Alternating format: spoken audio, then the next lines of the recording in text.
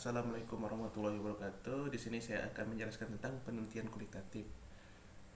Dari penelitian kualitatif nanti akan dijelaskan yaitu pendahuluannya, pengertian penelitian kualitatif, langkah-langkah penelitian kualitatif dalam bidang komputer, implementasi penelitian kualitatif, tantangan dan solusi dalam penelitian kualitatif, kesimpulan dasar dan daftar pustakanya. Oke, perkenalkan dulu, di sini saya sendiri Raja Wali dan rekan kelompok saya satunya itu Muhammad Arif Mustaqim. Oke, kita lanjut ke pendahuluan. Nah, dalam era digital saat ini, pemahaman mendalam tentang interaksi manusia dan teknologi menjadi semakin penting. Salah satu untuk mendapatkan pemahaman ini adalah melalui penelitian kualitatif.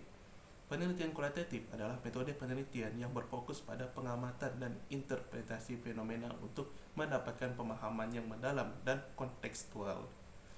Oke, dalam bidang komputer, penelitian kualitatif dapat memberikan wawasan berharga tentang bagaimana pengguna berinteraksi dengan teknologi, bagaimana mereka menggunakan dan merasakan sistem dan aplikasi, dan bagaimana teknologi dapat disesuaikan untuk memenuhi kebutuhan dan preferensi pengguna.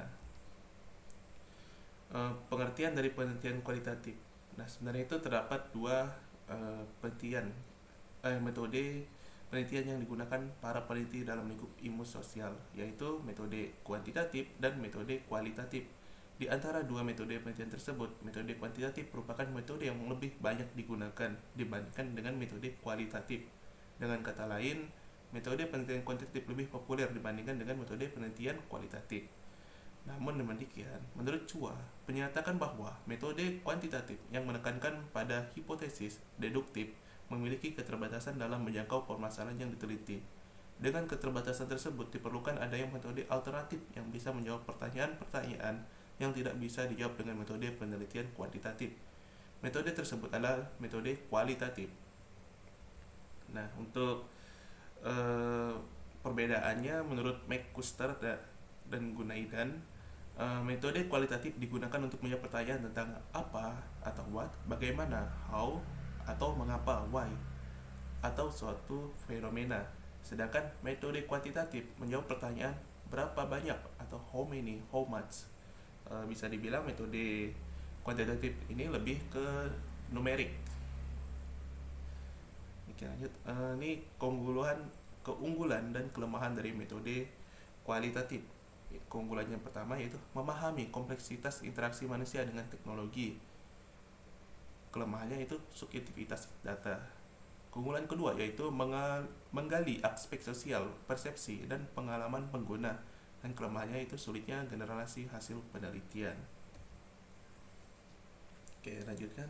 Berikut adalah langkah-langkah dalam melakukan penelitian secara kualitatif. Satu, menentukan tujuan penelitian. Menentukan tujuan penelitian adalah langkah awal dalam penelitian kualitatif. Tujuannya yaitu harus jelas dan spesifik dan mencakup apa yang ingin dicapai melalui penelitian. Dalam konteks komputer, seperti memahami bagaimana pengguna berinteraksi dengan perangkat lunak hingga mengidentifikasi pola dalam data yang dihasilkan oleh sistem. Langkah kedua yaitu menentukan lokasi dan subjek penelitian. Penentuan lokasi dan subjek penelitian melibatkan keputusan tentang di mana dan kepada siapa penelitian akan dilakukan. Ini bisa mencakup penentuan lokasi fisik penelitian seperti laboratorium komputer atau kantor, serta penentuan subjek penelitian seperti pengguna perangkat lunak atau sistem. Langkah ketiga yaitu pengumpulan data. Ya, pengumpulan data dalam penelitian kualitatif bisa melibatkan berbagai metode termasuk observasi, wawancara, dan analisis dokumen. Dalam konteks komputer, ini bisa melibatkan pengamatan langsung, penggunaan perangkat lunak, atau analisis data yang dihasilkan oleh sistem. Langkah keempat yaitu analisis data. Langkah selanjutnya adalah analisis data. Ini melibatkan pengkodean data, analisis tematik, dan interpretasi. Dalam konteks komputer, analisis data bisa melibatkan penggunaan perangkat lunak khusus untuk membantu dalam proses ini. Analisis data kualitatif biasanya melibatkan proses reduksi data, penyajian data, dan penarikan kesimpulan. Dan langkah kelima yaitu interpretasi hasil dan penarikan kesimpulan. Langkah terakhir dalam penelitian kualitatif adalah interpretasi hasil dan penarikan kesimpulan. Kesimpulan harus mencerminkan tujuan penelitian dan memberikan jawaban atau wawasan terhadap pertanyaan penelitian. Nah, di sini ada studi kasus nih. Contohnya, studi kasus ini berfokus pada PT XYZ, sebuah startup yang menggunakan metode Scrum dalam pengembangan produknya. Namun mereka menghadapi beberapa masalah dalam implementasi Scrum, terutama terkait dengan prioritas dan definisi produk backlog item atau PBI. Akibatnya, hanya 58,70% dari PBI yang selera dalam satu sprint. Untuk mengatasi masalah ini, penelitian ini dilakukan untuk meningkatkan proses Scrum dengan menerapkan beberapa area proses dalam Capability Minority Model Integration atau CMMI. Evaluasi tingkat kematangan Scrum di PT XYZ menunjukkan bahwa proses Scrum mereka masih berada pada level 1. Oleh karena itu, penulis memberikan rekomendasi peningkatan untuk artefak produk, backlog, dan beberapa upacara Scrum lainnya. Tujuannya adalah agar produk Scrum dapat berjalan lebih baik dan tujuan awal penggunaan Scrum dapat tercapai.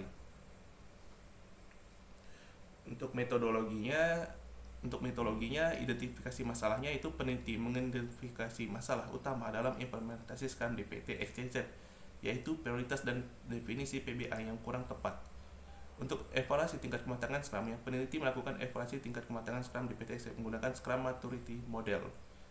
Penerapan area proses CMMI berdasarkan hasil evaluasi, peneliti menerapkan beberapa area proses dalam CMMI untuk meningkatkan proses Scrum. Pemberian rekomendasi, peneliti memberikan rekomendasi peningkatan untuk artefak produk backlog dan beberapa upacara Scrum lainnya.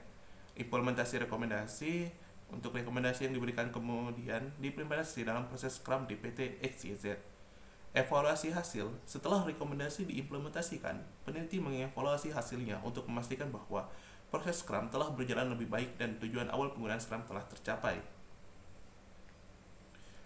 Untuk tantangan dan solusi dari metode kualitatif yaitu akses data. Dalam penelitian kualitatif, mendapatkan akses data yang akurat dan relevan bisa menjadi tantangan terutama dalam bidang yang cepat berubah seperti teknologi komputer. Yang kedua yaitu subjektivitas. Penelitian kualitatif sering kali bersifat subjektif yang dapat mempengaruhi interpretasi dan analisis data. Generalisasi, hasil penelitian kualitatif mungkin sulit digeneralisasi karena fokus pada kedalaman daripada lebar. Jadi solusi dari tantangan tersebut yaitu kerjasama dengan industri, bekerja sama dengan perusahaan teknologi untuk mendapatkan akses data yang lebih baik dan relevan. Triangulasi metode, menggunakan berbagai metode pengumpulan data untuk memvalidasi hasil dan mengurangi bias. Yang ketiga itu studi longitudinal, melakukan penelitian jangka panjang untuk mengikuti perkembangan teknologi dan adaptasi penggunaan.